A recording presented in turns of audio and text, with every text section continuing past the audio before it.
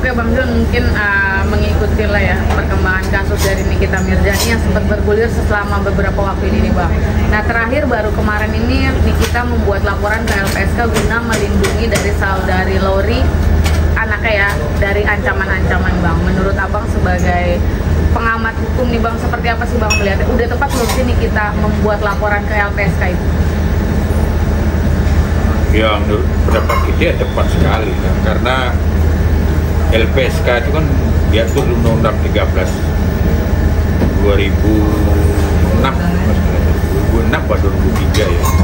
Itu memang tugasnya untuk memberi perlindungan kepada saksi dan korban dan perlindungan lainnya.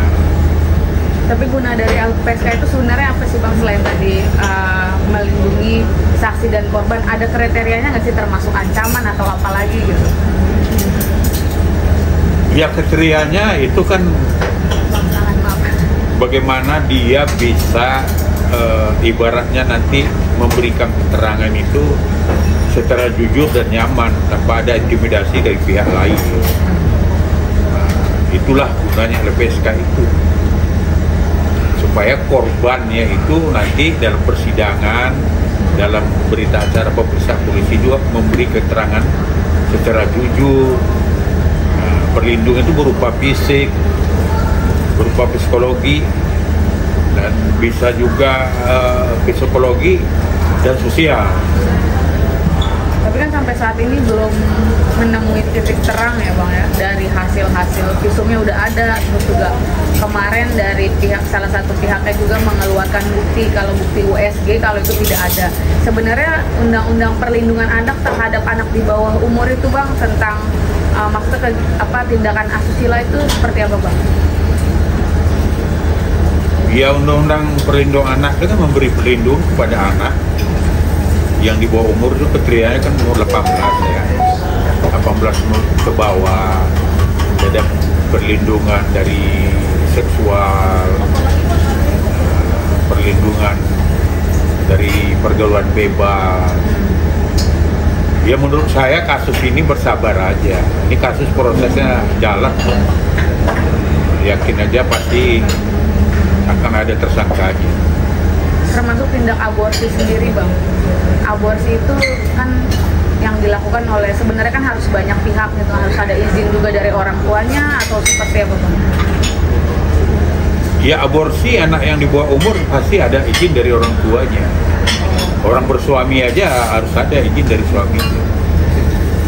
Jadi kalau memang nanti ada dibuktikan visum bahwa ada aborsi tanpa ada izin dari orang tuanya, itu banyak terlibat ya. Pasti ya yang melakukan aborsi itu masuk. Termasuk rumah sakit juga Bang? Rumah sakitnya, dokternya, dan pelakunya yang membawanya ke sana. Itu pasti kan banyak kalau terbukti nanti ada aborsi ya. Bang, biasanya kan kalau lembaga LPSK itu kan biasanya juga saksi Bang untuk perlindungan. Oh ini korban Bang, gimana Bang? Ya harus pakai, jadi kan LPSK itu lembaga perlindungan saksi dan korban. Saksi dan korban itu kan korban itu kan juga saksi nanti dalam persidangan, dalam berita acara pemeriksaan kan, itu kan ada saksi korban. Saksi korban doa ya adalah korban sendiri.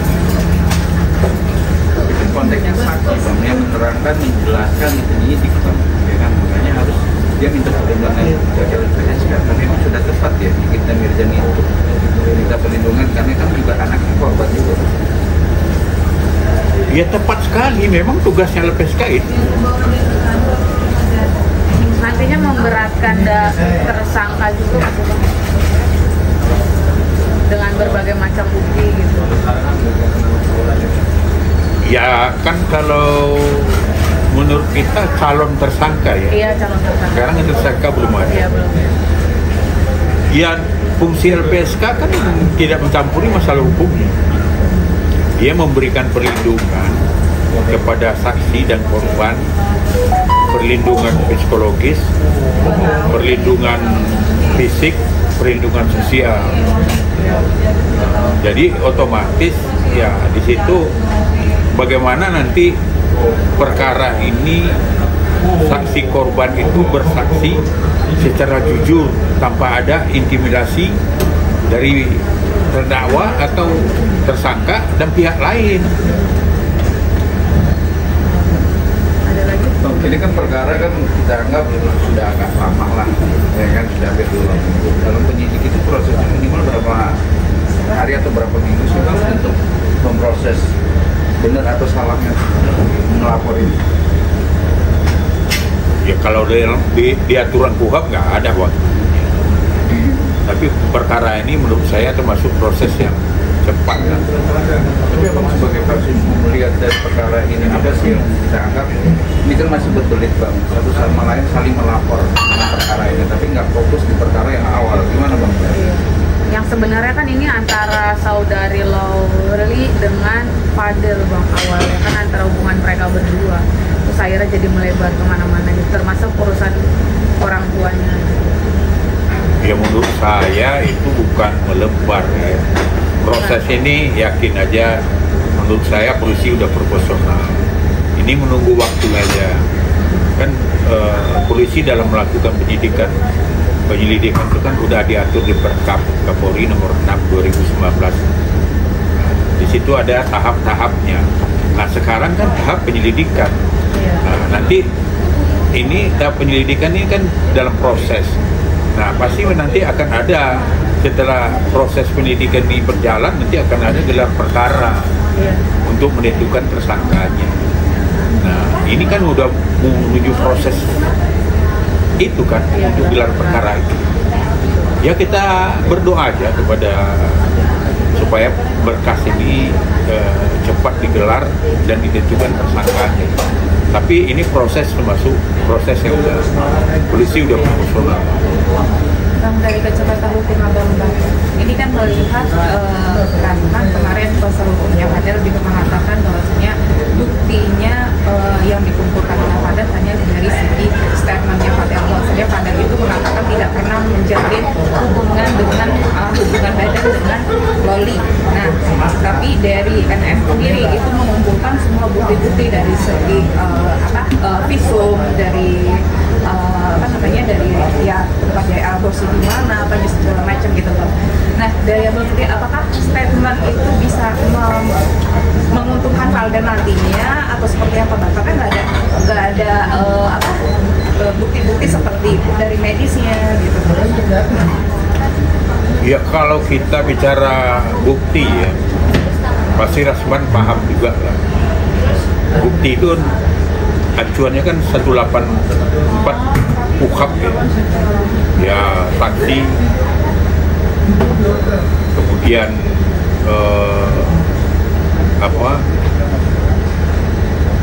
alat bukti, ya kan, ya berupa surat, kemudian ahli, kemudian petunjuk, kemudian keterangan terdakwa. Jadi kalau statement aja itu kan bukan alat bukti, ya kan? Yang diatur di KUHP ya itu keterangan saksi, bukti surat, kemudian ahli, kemudian bukti petunjuk, kemudian keterangan terdakwa. Kalau alat bukti itu sifatnya rahasia nggak sih Bang, kayak berupa USB, hasil USB? Ada maksudnya sifatnya Ya, rahasia? kalau tingkat penyidikan itu ya mungkin belum diungkap. Berarti di persidangan nanti akan dibuka terang-terang. Tapi kemarin sih udah ditunjukin Bang, itu mungkin yang membuat dari pihak NM keberatan. Karena kan USG itu kan harusnya sifatnya rahasia menurut mereka nih Bang. Itu bener apa enggak sih? Jadi bukti itu yang mengungkapkan siapa? Siapa yang mengungkap sekarang? Kan nggak ada, polisi juga nggak pernah mengungkap. Siapa yang mengungkapkan alat bukti yang ada sekarang? Kan nggak ada. Yang polisi paling bercerita bahwa ada bukti yang dihadirkan hasil USG, tapi apa isinya kan polisi nggak mungkin menceritakan itu. Tapi di pengadilan nanti pasti itu akan diterangkan oleh dokter. Pada waktu alat bukti itu dokter diperiksa, nanti kan hasil visum USG itu kan pasti akan dipertanyakan, diperlihatkan ini apa artinya, ini apa gitu. Tapi Bang, ini kan Rasman udah membuka hasil USG ke publik gitu Bang, makanya MM melaporkan Rasman atas itu ke Polda gitu. Ini tindakannya MM sebenarnya udah benar atau belum? Karena dengan alasan tadi harusnya kan sifatnya rahasia Bang. Ya kalau menurut pendapat kami itu udah benar lah, harus dilaporkan itu. Ya yang belum saatnya dibuka itu kan udah mendahului pengadilan namanya. Tapi sebenarnya boleh nggak sih sebenarnya Bang untuk anak seumur Loli itu memang harus diperiksakan USG-nya gitu Bang? Karena ini masih di bawah umur gitu. Loh, kalau yang minta ya orang tuanya kan berhak, karena kan sesuai undang-undang perlindungan anak itu kan memang orang tuanya. Tapi bukan dari orang tua Bang, Rasman kan dapat bukti USG-nya kan dari Loli sebelumnya. Kalau menurut pendapat kami ada indikasi pelanggaran, bukan hak dia membuka yang memberikan juga salah itu. Karena kan membuka itu kan medis itu kan rahasia. Iya itu. Jadi saya medical check up ini, ya anda wartawan ya nggak boleh minta hasil medical check up karena sifatnya itu rahasia. Iya, Itu ada dalam undang kesehatan. Jadi dalam artian kan kalau misalnya dari segi hukum ini melanggar. untuk pasalnya gimana Bang? Yang mempublis hasil USG itu? Melanggar aja ya Bang.